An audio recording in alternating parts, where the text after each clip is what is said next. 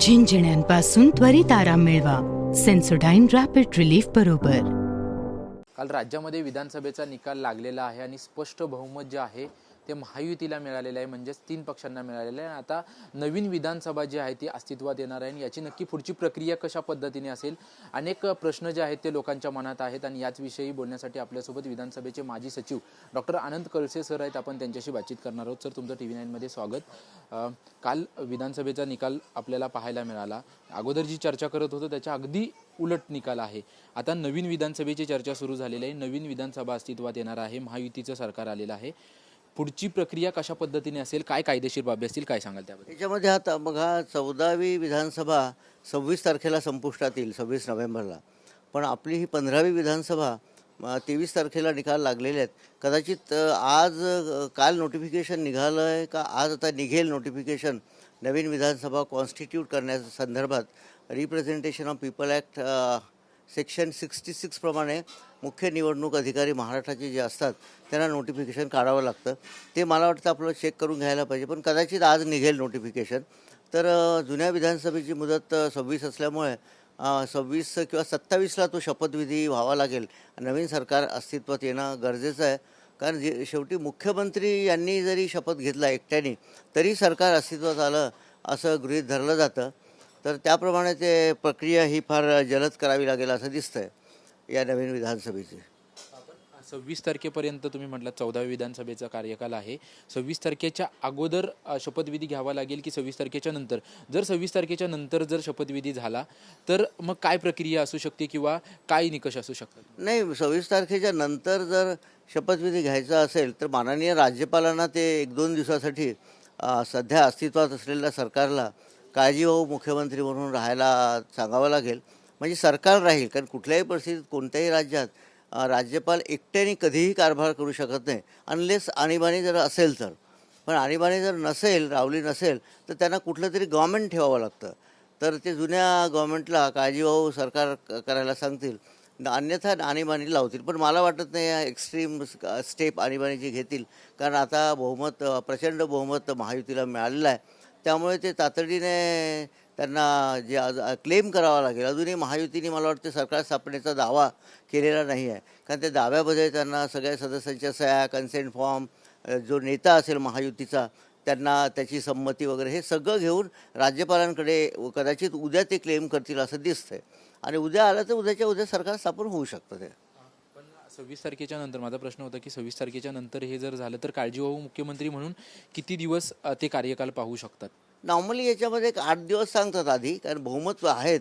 त्यामुळे याला 8 दिवसापेक्षा 3 दिवस 2 दिवस असे माननीय राज्यपाल सांगू शकतात. तर ते त्यांचं डिस्क्रिशन आहे. ते सांगतील 3 दिवसात तुम्ही सरकार स्थापन करा, काळजीवाहू मुख्यमंत्री म्हणून राहा, आणि 3 दिवसात मग हे क्लेम करतील नवीन सरकार स्थापनेसाठी.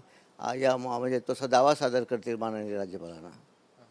वेगळा प्रश्न अशा पद्धतीने आहे की विधानसभेमध्ये अनेक पक्ष जे आहेत ते निवडणूक लढत होते, परंतु यामध्ये सर्वात आता चर्चा वेगळी सुरू झाली त्या महाराष्ट्र नवनिर्माण सेना या पक्षाची. कारण त्यांना जी मतं अपेक्षित होती मिळणं ती मतं त्यांना मिळालेली नाहीत. कारण असं म्हटलं जातं आहे की आता निवडणूक लढत असताना काही पर्सेंटेज जी मतं असतात, काही टक्क्यांची मतं असतात ती मिळवणं आवश्यक होतं, कारण त्यांचा मान्यता ठेवण्यासाठी ती मतं त्यांना मिळालेली नाहीत.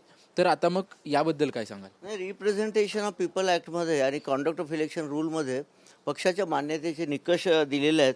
आणि माझ्या माहितीप्रमाणे त्यांना आयोगाचे जे निकष आहे, एक आमदार किंवा एकूण मतदानाच्या 8% किंवा 2 आमदार किंवा एकूण मतदानाच्या 6% किंवा 3 आमदार आणि एकूण मतदानाच्या 3% मतं त्यांना जर एखाद्या पक्षाने मिळवली तर त्यांची मान्यता कायम राहते.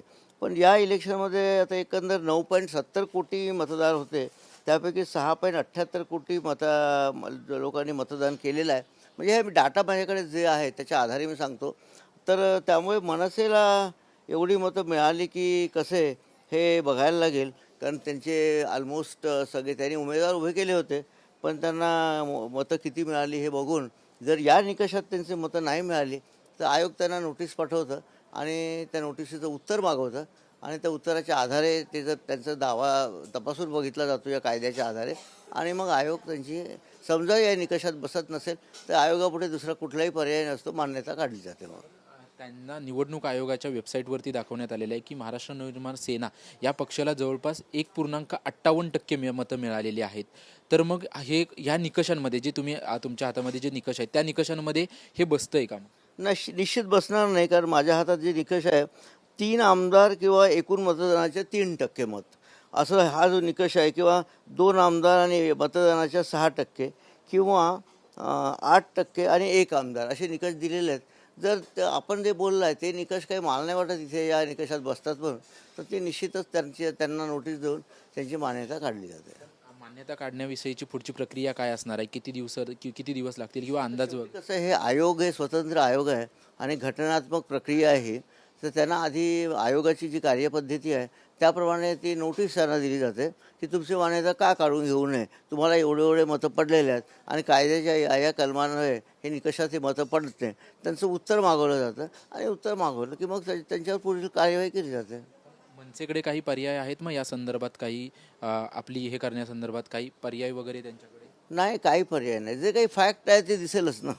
जी फॅक्ट आहे या निवडणुकीमध्ये जे अस्तित्वात आपल्याला नजरेस आलेली, तर त्या आधारेच त्या मनसेला पुढे कारवाई करावी लागेल. धन्यवाद सर, आमच्याशी विस्तृतपणे बातचीत केल्याबद्दल. आपण पाहतोय की महाराष्ट्र विधानसभा जी नवीन अस्तित्वात राहणार आहे त्याविषयीचे जे काही प्रश्न आपल्या मनात होते, त्यासोबतच मनसेबद्दल काही प्रश्न होते, त्याची सविस्तर उत्तर जे आहेत ते विधानसभेचे माजी सचिव डॉक्टर अनंत कळसे सर यांनी दिलेले आहेत. कॅमेरामन चरणसह निवृत्ती बाबर, TV9 मराठी, मुंबई. झिंझिण्यांपासून त्वरित आराम मिळवा सेन्सोडाईन रॅपिड रिलीफ बरोबर.